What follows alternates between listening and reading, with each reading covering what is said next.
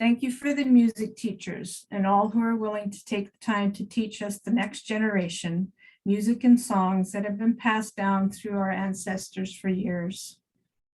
The music we hear and the songs we sing will come back to our hearts and minds throughout this week and onward, reminding us of your great love for all creation.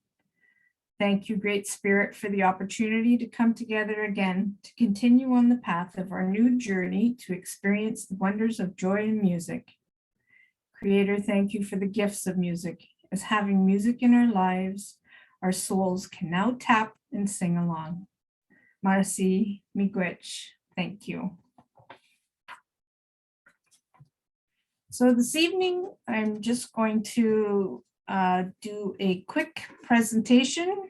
We always say quick and then it ends up being a little longer, but I'm going to try and be quick on the clothing, traditional clothing and beading for our Métis culture. So I'll start with the clothing. So throughout history, the Métis people have demonstrated a rich tradition of innovation and creativity in our design and clothing. Even today, cultural symbols and designs unify and connect our people. Our decorative arts show our diverse cultural inheritance and influences from French Canadian, Scottish, English, and First Nations such as Cree and Ojibwe peoples. Métis clothing construction and designs from the early fur trade were considered innovative, blending different techniques and mediums into new expressions. Although Métis fashion continues to evolve and adapt, many modern Métis designers look to the past for guidance and inspiration. Métis designers like Lisa Shepherd from British Columbia and Christine Tynecamp from South Saskatchewan River Designs are two examples of contemporary Métis innovators reinventing traditional designs. And of course, there's many other names. I will just let the participants look up on the internet or on YouTube, and you'll find many designers. So the Métis clothing for men and women, the strength of a country's culture is determined by its foundational values and the willingness of the people to carry its traditions proudly. The Métis are one such group of Canadian descent who have gone on to carry their traditions through their unique and rugged clothing. The Métis are actually descendants of the first generation of French immigrants who were involved in the fur trading business. Having roots in two distinct cultures, the Métis went on to produce something with elements of both cultures they have descended from. So Métis clothing for men. Métis clothing was used to wear traditional fur cover, Métis men, used to wear traditional fur covered clothes that were made either by tanned deerskin or moose hide. Large brim hats were worn on top in place of woolen ones, and beaded moccasins were worn in place of boots as footwear. The Métis men had three different kinds of coats. One was a capote, a knee-length woolen jacket tied around the waist with a sash, the Red River coat, a European-influenced jacket made of animal hide, a buckskin jacket made of moose hide or deer skin, and the traditional coat was elaborately decorated with porcupine quills, bird feathers, and glass beads. Métis clothing for women. The common Métis women dressed relatively simpler and were inspired more by the European style of dressing rather than the native ones. However, they were the person who used to stitch the clothes for both the men and the women of the house. They wore long, dark colored straight dresses, which featured a high neckline. Paired with decorative wool and velvet made leggings, women often used to wear a blouse and skirt instead of the dresses. Beaded moccasins were worn both by the men and women alike. Some women also wore scarves, gloves, and coats made of fur to keep themselves warm in colder times. An important item that women used to carry around was the octopus pouch. And for those that don't know what an octopus pouch is, I was going to tell people, but I think I'll let you look it up to see, so you can research that yourself. So it's called an octopus pouch, used to carry items of utility around with them. The symbolic meaning of the clothes, the Métis clothing. So the colors dyed on Métis clothing were more than mere pieces of artwork. Each fabric represented meaning and was worn accordingly. Some of them were as follows. The red represented the lives lost during their struggle to attain freedom. The blue represented the depth present in their soul and spirit. The green represented the fertile lands present in their region. White displayed their connection to the earth and the creator of all living things. Yellow highlighted the prosperity they had hoped for in the future. And the black, a reminder of the dark times of the oppression. So as I had given my presentation previously, we all know about sashes now. So sashes was a piece of clothing that was worn during the early fur trade. Métis people wore sashes for work, a symbolic expression of their identity that also signaled our role in the fur trade system. The sash was both a practical tool and a decorative form of art for Métis people. Today, it is still considered a key symbol of our identity. When a sash is gifted to someone from a Métis community or by an elder, it holds significant meaning. Among other things, it can symbolize respect, accomplishment, or honor. Historic Métis sashes can be found in museums across Canada, such as Louis Riel's, which is on display at the St. Boniface Museum in Winnipeg, Manitoba. So the next one is the capote jacket. As the fur trade continued, blankets became a popular item among the Métis. Many families acquired them via the fur trade from the Hudson's Bay Company, the HBC, and the Northwest Company, the NWC. It became a cultural practice among our Métis ancestors to make a special wool coat called a capote from these blankets. The capote jacket was expertly designed to be breathable and flexible for comfort movement when trapping, hunting, or working the land. Métis women created the capote pattern with unique decorative features that made Métis traders easily identifiable in society. The blankets they used told the story of our Métis families and of their trade affiliations. Today, the capote jacket is making a resurgence in contemporary Métis communities because of its symbolic origins.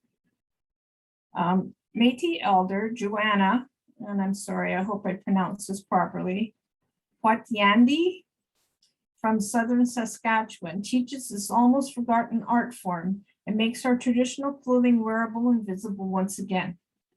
One of Joanna's capote jackets is part of the Gabriel Dumont Museum collection in Saskatoon, Saskatchewan. So they also wore mittens or gauntlets.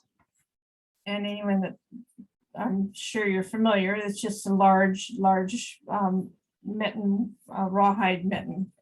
So among other things, living off the land in Canada requires warm and durable clothing. Métis traditional land users such as dog mushers, those who gather wood for heat, trappers and hunters, maintain a lifestyle that leaves them exposed to all types of extreme weather. Proper attire such as mitts or gauntlets are a must for these land-based practices and jobs. Over time, Métis people have inherited unique mitten designs to create gauntlets. Gauntlets are a durable form of traditional clothing made mainly from moose hide. Pom-poms, tassels, beadwork, and fringe are examples of Métis decorative elements that were put on these items. And although they emerged during the early fur trade, many of these elements can still be seen today on cultural clothing such as gauntlets and mittens. Warm Métis designed traditional clothing is a source of pride for our nation. So the gauntlet is an elbow-length glove, and they're made of animal hide and are often decorated with beads, quill work, or embroidery. In the past, Métis women made gauntlets, but only men wore them. It was important for each pair of gauntlets to be unique because hunters used them to identify the animals they killed while hunting bison. So as soon as an animal was shot, whoever shot the animal, the hunter would drop his gauntlet beside it before continuing on with the hunt. This tactic was used to keep track of who shot which bison during the confusion of the hunt, because there was a lot of people around hunting, right? So if you dropped your mitt beside it, then it would identify.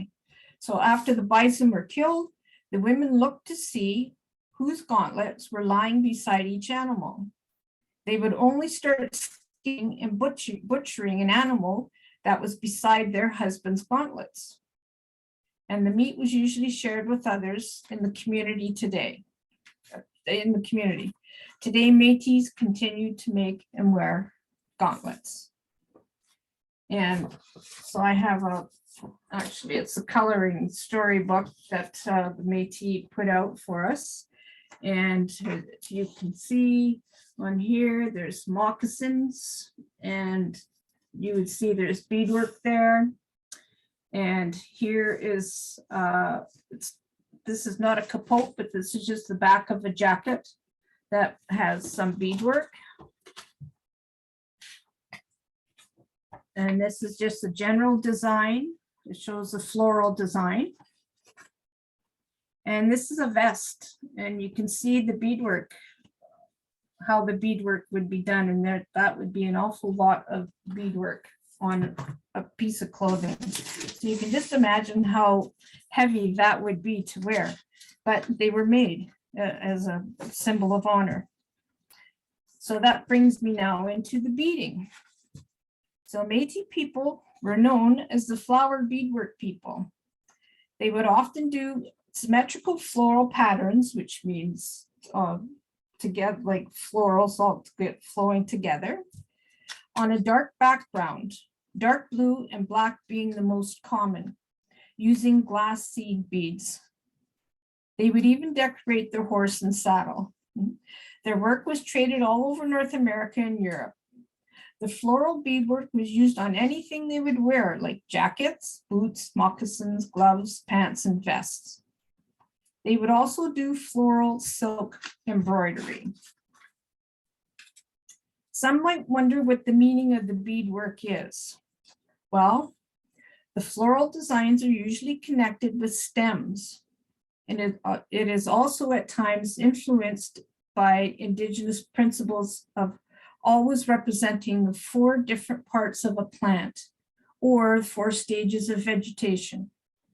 So an example that they give is the beadwork will often include the seed, the leaves, the buds, the fruits or flowers, or stems, leaves, buds, and flowers. Well, I think I just repeated that. Sorry. If you think about it for a second, it does make sense. Indeed, a lot of principles within the Indigenous culture come in 4s. Think of your 4 quadrants of the medicine wheel, representing our 4 sides, the 4 stages of life, the 4 directions. This would be the Métis equivalent, if you will. The Métis people are also taught to beat a mistake in their work to protect them from vanity, as only the Creator can make something perfect. Alternatively, you will also sometimes see an X design in the pattern, again representing something similar to the concept of the four cardinal points, the four directions. However, not all designs are symmetrical. As long as they are balanced, just like the female and male energies balance each other, reconciling opposites to find harmony. So the Métis flower beadwork is our cherished history, present, and future. So more than just fashion, tradition, or the relics of a culture long past, floral beadwork is a living tradition for Métis people of North America. This cherished art form has become so well known as the skill of the Métis Nation. For hundreds of years, Métis women have practiced this art and have adorned nearly every article they could get their hands on, from the well-known moccasins to vests, from mittens to saddlebags and tobacco pouches. These artistic pieces have allowed for creative expression and for many a decent living for their families.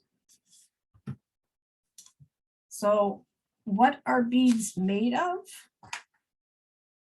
Before the Europeans came, beads were made of things indigenous people found in nature, like shells, bones, pearl, and stone. They would shape the beads using stone or wooden tools, so they were larger than the beads used today. Those beads were used to string into things like necklaces.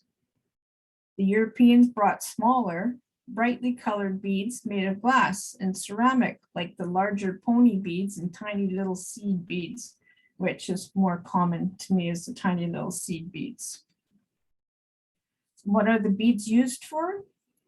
Indigenous people made a variety of things with beads, including breastplates, jewelry, pouches, dolls, and clothing. They also created elaborate designs with small beads to decorate moccasins and other articles of clothing. Some of the items they made could be traded at the trading post, while some others were used in ceremonies. What is wampum? Wampum are purple and white beads shaped like small tubes and are made from shells. They are used for currency and also made into wampum belts. The belts recorded agreements between people, like treaties between indigenous people and the Europeans. By weaving the shells in a specific pattern, some patterns were used to show relationships between people or events like marriage proposals. Some shared the stories of indigenous groups. Even words that were spoken during an agreement could be made into a wampum belt to be used for teaching.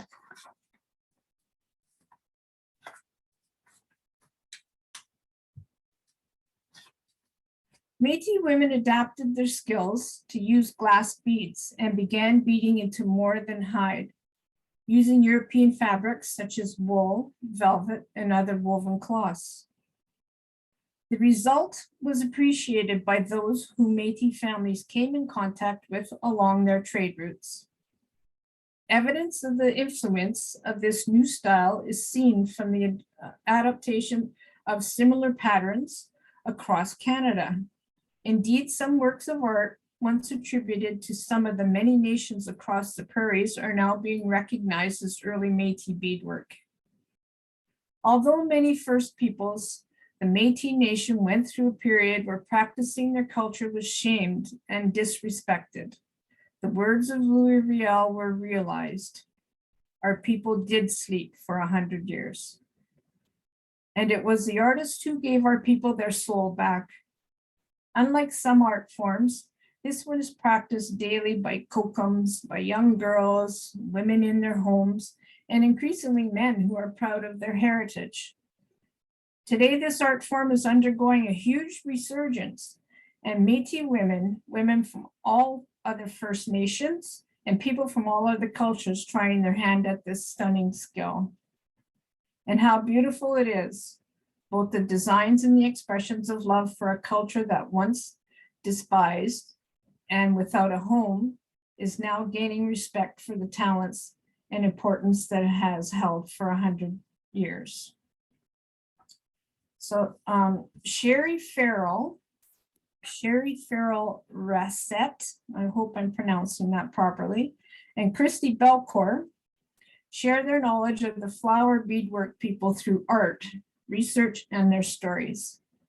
Their art and written teachings are examples of the importance and uniqueness of Métis flower beadwork. These teachings continue to be taught in Métis communities and families. New generations of Métis are using this form of traditional art form in modern ways to express themselves, to tell their own stories. Educational institutions such as the Gabriel Dumont Institute and the Louis Riel Institute have created instructional manuals to support Métis people and others who want to learn floral beadwork.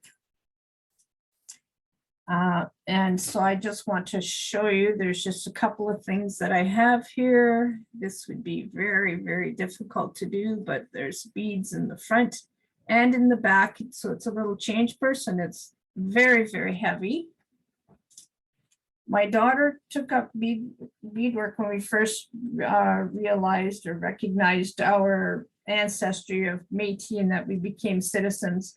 And she did this tie for my husband and she had never beaded before. So I was extremely impressed. And she made this little pouch to carry my cell phone in. So it's moose hide on the back. You slip your thing. You can put a strap on it, a leather strap if you wish. But I just carry it that way on my purse. So, and there's many, like we made these poppies so you can bead various different things. And of course I showed you my sash the last time I did sashes, so you can bead a sash. And this was my first project ever done. And I like, this is about 25 years ago, I hate to admit, but we did this in a class. I worked in the high school. And so it's just a little medicine bag. So you'd put your stuff inside and the string is attached. So beading can be used for many, many different things. And one of the latest things that the students did do was they beaded a orange t-shirt so that everybody can have an orange t-shirt to wear at the school. And so I would just like to close this presentation by saying there's a saying that I've found. And so we, the Métis, beaded ourselves into the fabric of Canada's history. And that's my presentation. Thank you.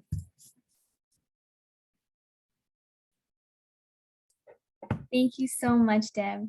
We appreciate you always being here and sharing your knowledge with us.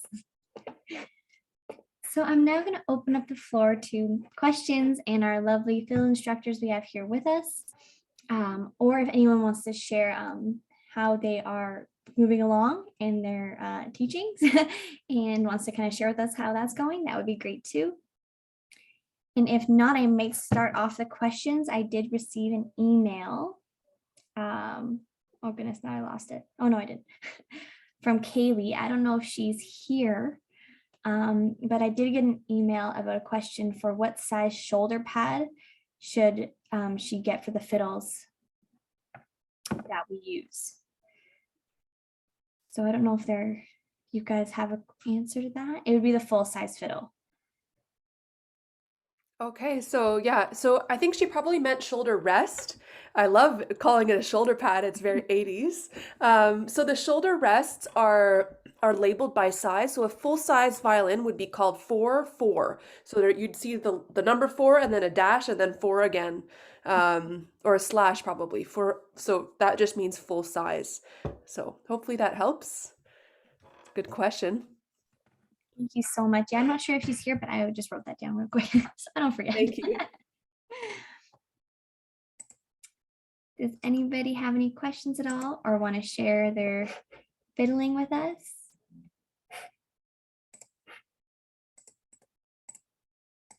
I know by this stage that some of you can at least make some sounds. Oh, Mallory? So I did take a video of myself playing because I knew I'd get too shaky to play in front of you guys, but I could maybe play the video if that's okay. Of course, yeah. If your speakers are on really loud, maybe turn them down a bit.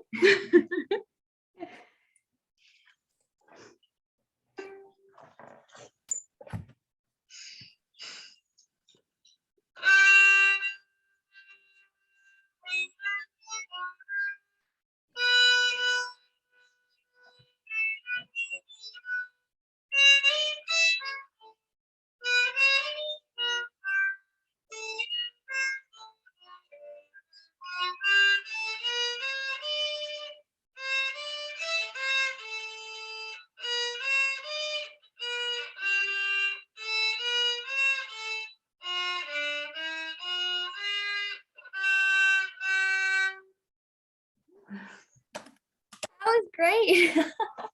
I know there's a few sharp, a few flat in there, but we're getting there. That's amazing. And I love your Christmas sweater too. Thank you. That's fantastic. Thank you so much for sharing. Oh, I see Nancy. There, it's kind of a personal question, but I'd like, my timer's gone off, sorry. Alicia and Kelly, I'm wondering how you got into fiddle playing and whether you began in an orthodox way studying kind of Royal Conservatory stuff, or did you go straight to fiddle instruction? And if the former, what was the big transition? How did you shift from one to the other? Thanks.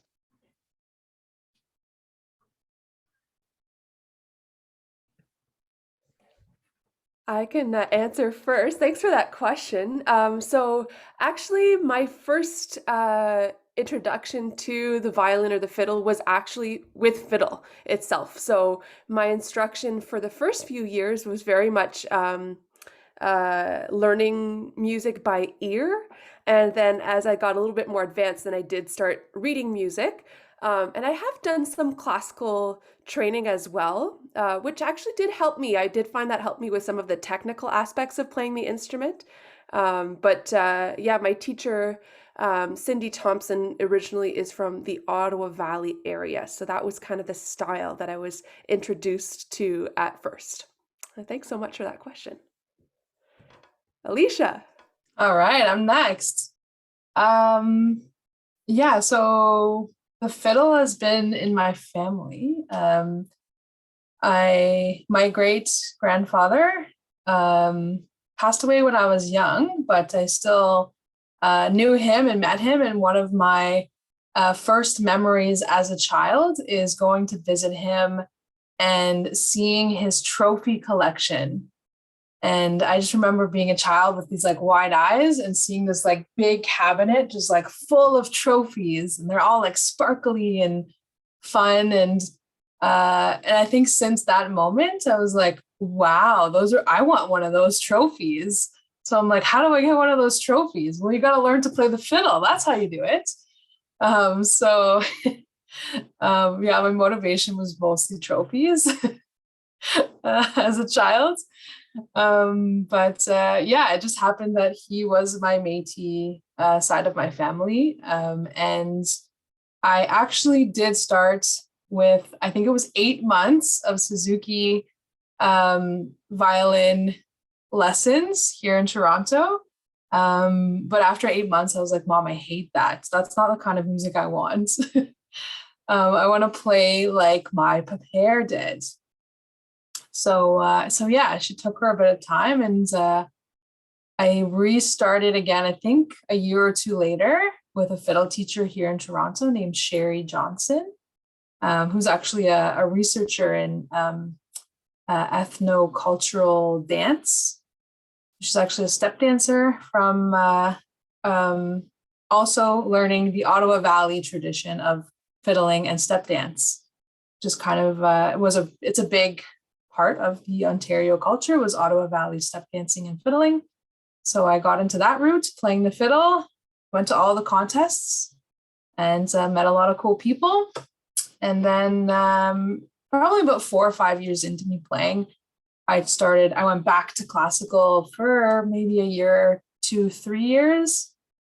I didn't like it, but it was actually very, very, very good step, I would say. Like once you have a good base, I find it's easier to go from fiddle to violin than from violin to fiddle. Personally, I've taught some people who try to go from violin to fiddle, and they find it very difficult.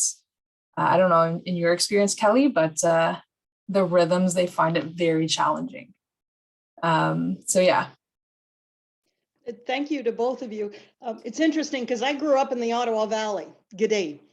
And when I think of the Ottawa Valley dance and fiddle tradition, I never think of Métis.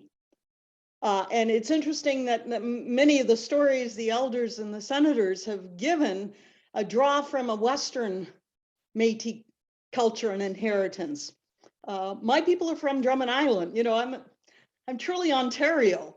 And so do either of you or have either of you been tapped into a distinctly Ontario Métis fiddle culture?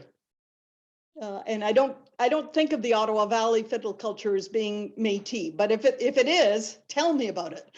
Thanks. It's different, definitely different. I think in my family, they came from the West and they came to Ontario, and that was the only fiddle culture there was in Ontario. So they were kind of yearning for that music, and that was the only thing that was available, and it was available every weekend. So they just kind of they went along with it. It wasn't 100% their music. It was similar. So that's what they were drawn to. But I don't know, maybe Kelly, you have another perspective from your Georgian Bay area. I know there is a fiddle tradition. There was a fiddle tradition for sure. I've seen lots of people send me or show me pictures of their papirs playing fiddle who were from the Georgian Bay area, Moon River, that kind of area, even Thunder Bay.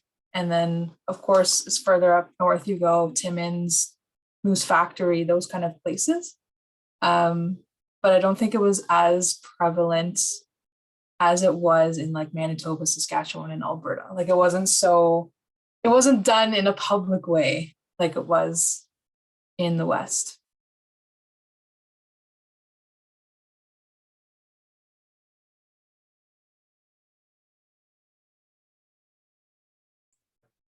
Thank you so much. I don't know, Kelly, if you want to add in on that, but if not, that's okay. Thank you, Nancy, for all your questions. That's awesome. Get to know our instructors a little better. Pick their brains. I love it. And I did see a message from Carrie here. I hope I'm getting that right. I think I see Carrie. Yes, in Peyton. You can play Silent Night if you guys are feeling up for it. Yeah. Awesome. We've been working on this since we got our violins. Great. Okay. So it's a duet. Peyton plays open strings, and then I've kind of been doing other melodies, and we've been having fun. So thanks. That's what it's all about. Here. There we go. Okay, ready? 1, 2, 3, 4, 5, 6.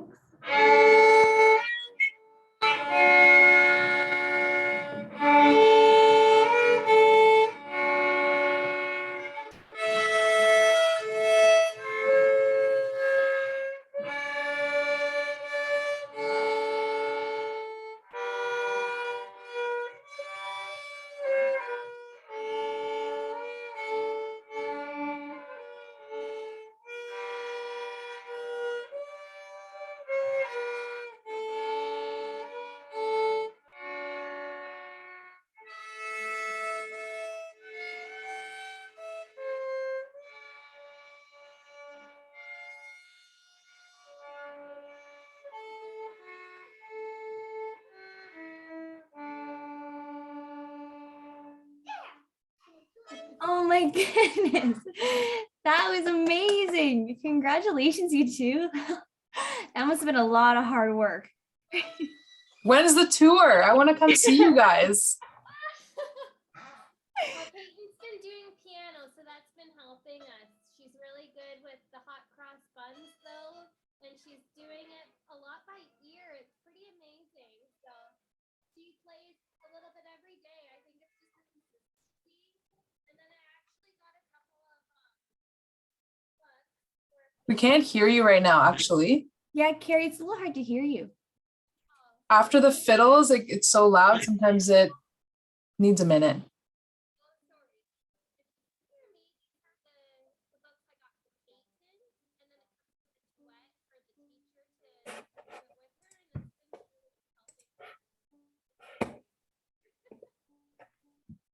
Is that a music book? Sorry, I'm sorry. We still can't hear you.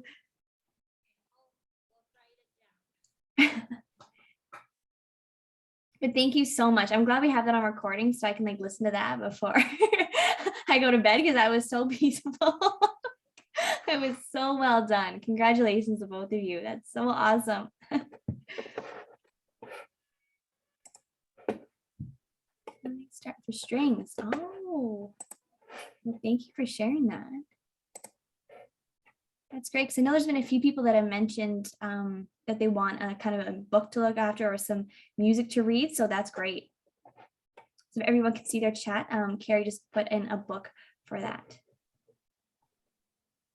And I got a message from Candace here. The fiddle sprung its strings and the pegs fell out. And all she did was open her case. So she's not sure what happened.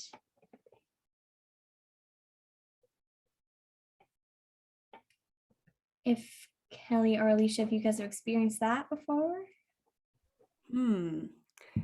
That has not happened to me.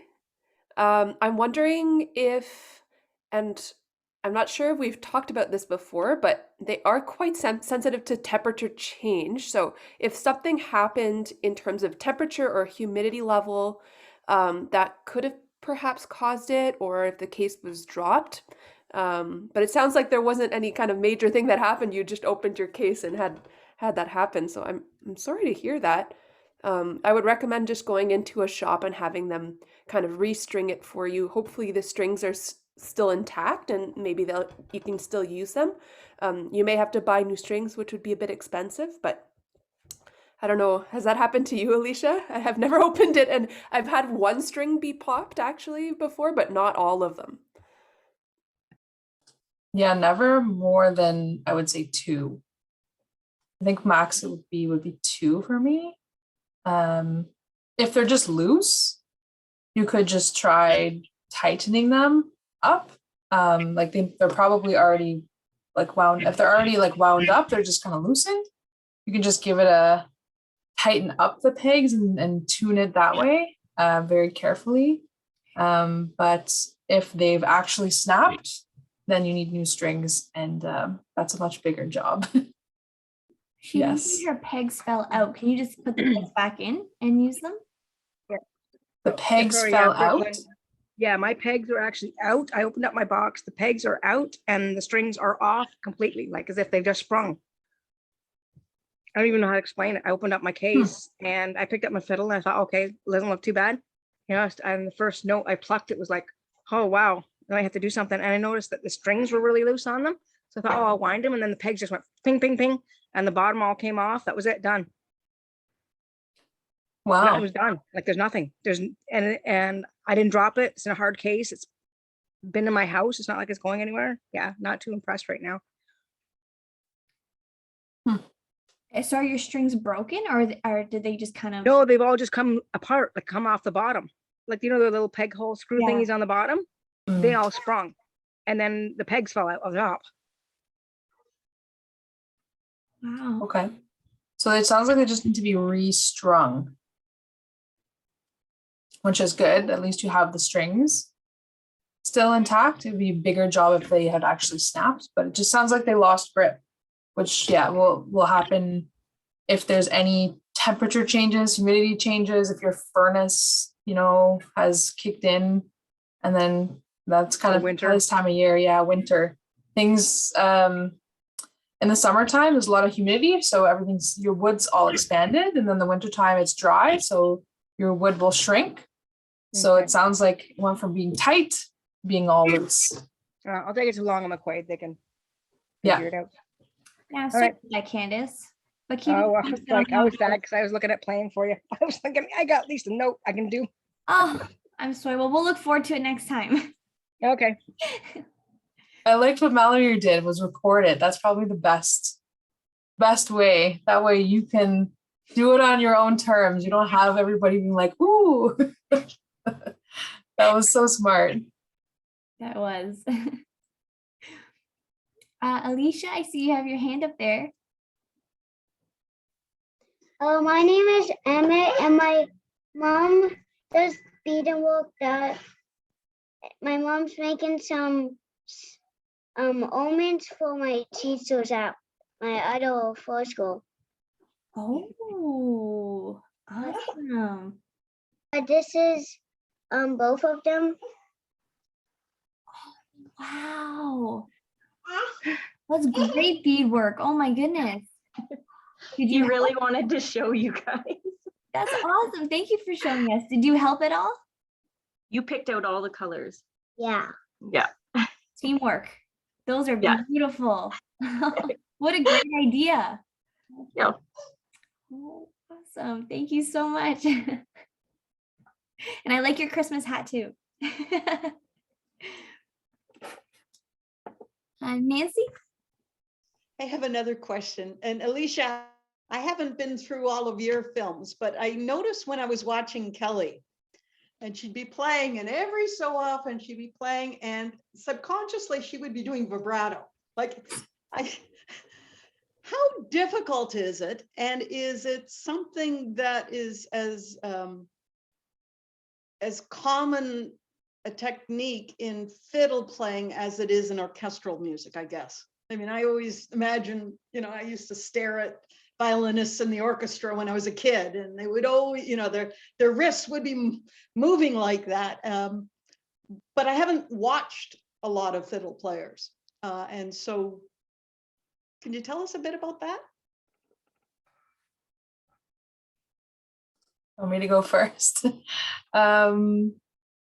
So vibrato is less of a thing for fiddle players versus violin players. Like violin, much more aggressive with their vibrato, I would say. They would use vibrato a lot within a piece.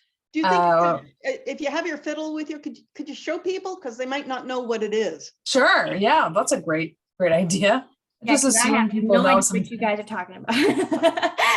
Yeah, if there's any time like you're like, what are you talking about? Just let You me lost know. me. Have vibrato. So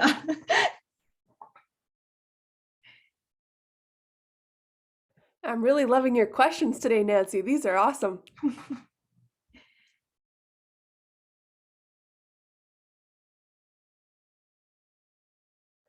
I think you're still on mute there, Alicia. Hello, there we go. More or less, it kind of sounds more like a wavy pattern. I'm not very good at explaining it, but.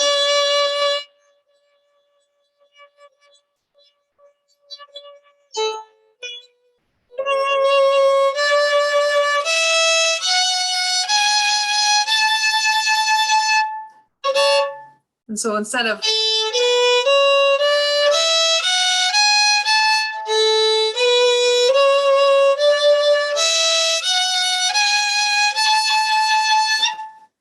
I don't know if you heard the difference.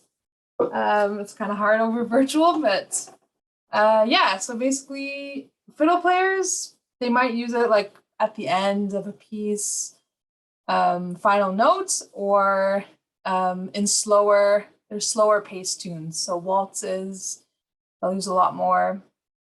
I find between like Ottawa Valley, let's say, fiddle music and Métis fiddle music, it's even less. It's used even less, I found.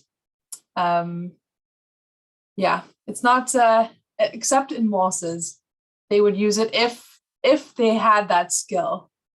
But it wasn't an important one in Métis fiddle that I've noticed. But I don't know, Kelly, what do you think? I pretty much agree with everything you've said. Like, it's kind of, if you're playing classical music, it's kind of expected that you'd be using vibrato technique. And even if you listen to people singing, it's actually almost mimicking like the human voice. So if you think of opera music, for example, an opera singer will be using this large vibrato as they're singing, whereas other styles of music might not use it quite as much. To me, it kind of comes down to your own stylistic preference.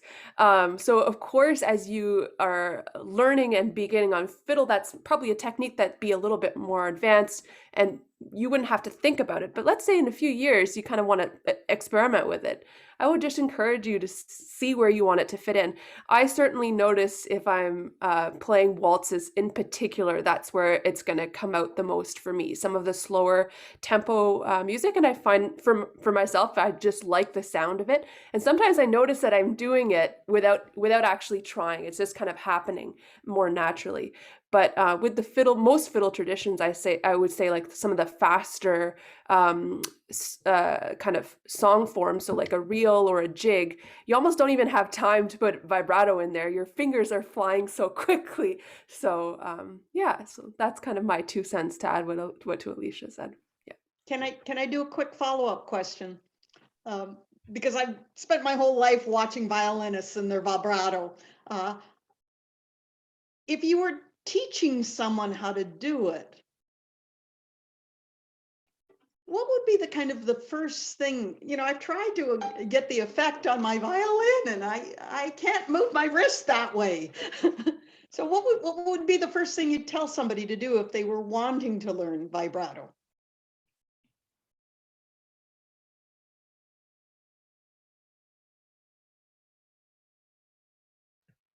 I can jump in first. I can see that you're thinking, Alicia. One thing that really helped me, and so I have to say this was not something that I started doing for at least 2 or 3 years, is making sure that the way I was supporting the instrument wasn't from my hand. So really that I was I'll get my violin here.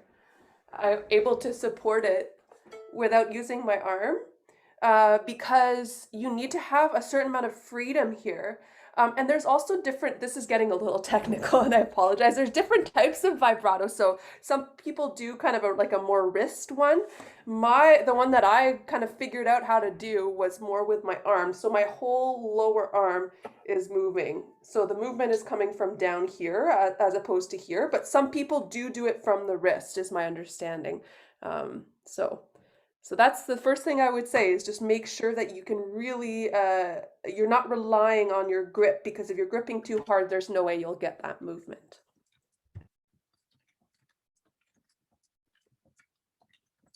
I'm not going to add anything to that because that was really good.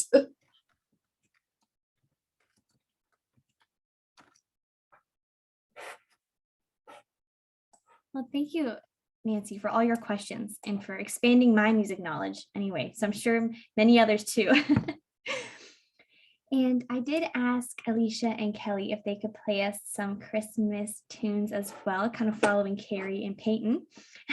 So if they feel like they can do that now, I think that'd be a great way to end the session. And then we may have Deb pray us out.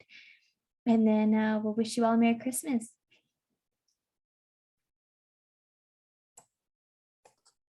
Who's up first? I love this game of waiting. It doesn't matter to me. Do you have a preference, Alicia? I don't care. I was gonna play "We Wish You Merry Christmas," or I was gonna play a traditional tune that I learned from an elder for New Year's. Oh, that is so cool. I was gonna play "Let It Snow." Okay. So we've got a bunch. I would love to hear. I don't even know how much time we have. Oh, we're already. Oh my goodness, this one went by quickly. I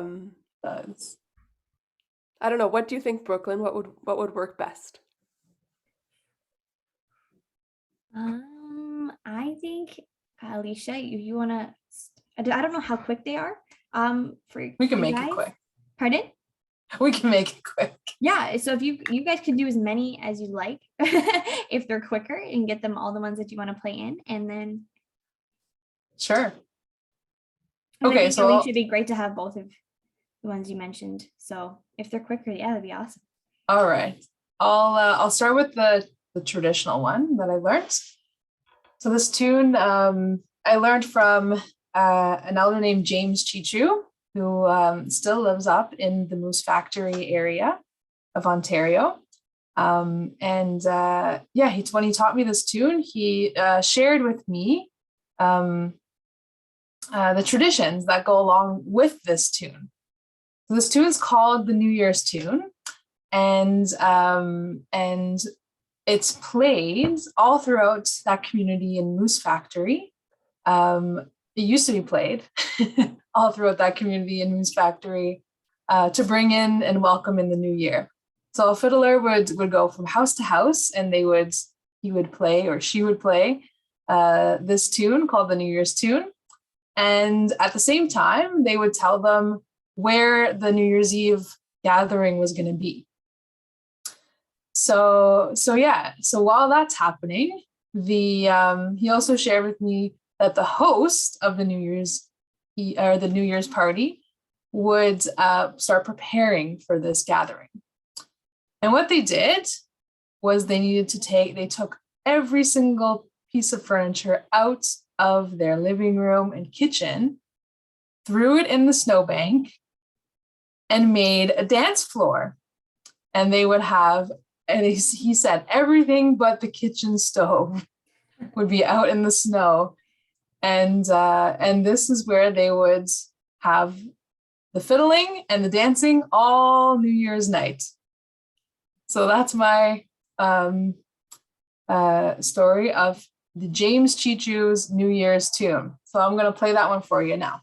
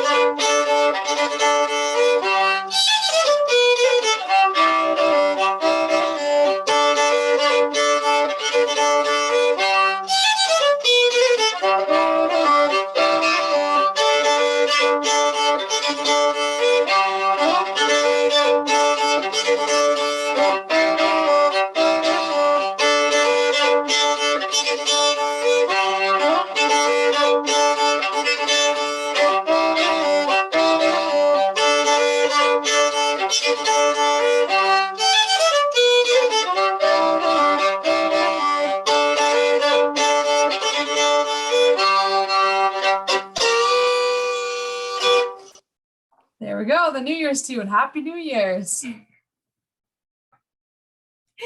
That's amazing. Thank you. Because the next time we actually see each other, we'll be in the new year. So that was very fitting. I can jump in with the next one. So I guess we don't have all our mics on, but if you want to sing along, that would make me so happy. Maybe you don't know all the words, but you at least know the Let It Snow words. Let it snow, let it snow, let it snow. Here we go.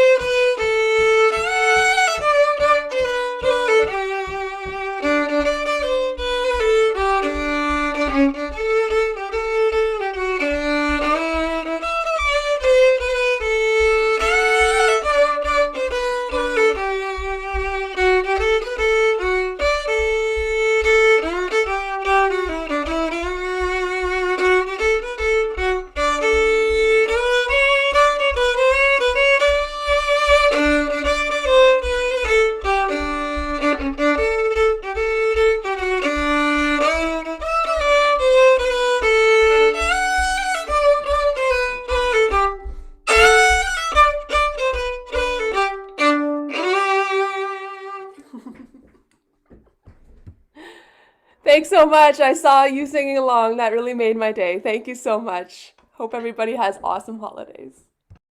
Thank you so much, Kelly and Alicia, again for everything. That really put me in the Christmas spirit. I want to go make a hot chocolate now and watch, a Christmas movie. So thank you all for sharing tonight. And yeah, the next time we see each other will be after Christmas and we'll be in the new year. So I want to wish everybody the happiest of holidays. Enjoy the time with family. Get out there, jump in some snow, do all the fun things. And I just want to pass it off to Deb to pray us out. And yeah, once again, Merry Christmas, everyone. Thank you, Brooklyn. Thank you, Kelly, and thank you, Alicia. That was wonderful. I'd like to close the session with prayer. Creator, we thank you for all the wonderful knowledge and all the wonderful music and all the beautiful smiles and happy faces. We ask for good health and for happiness throughout these holidays and good wishes to everyone. And we just thank you, Creator, for our health. Have a happy, wonderful New Year and happy Merry Christmas. Ho, ho, ho. Merci, miigwech. Thank you. Thank you. Bye-bye, everybody. Merry Christmas. Merry Christmas.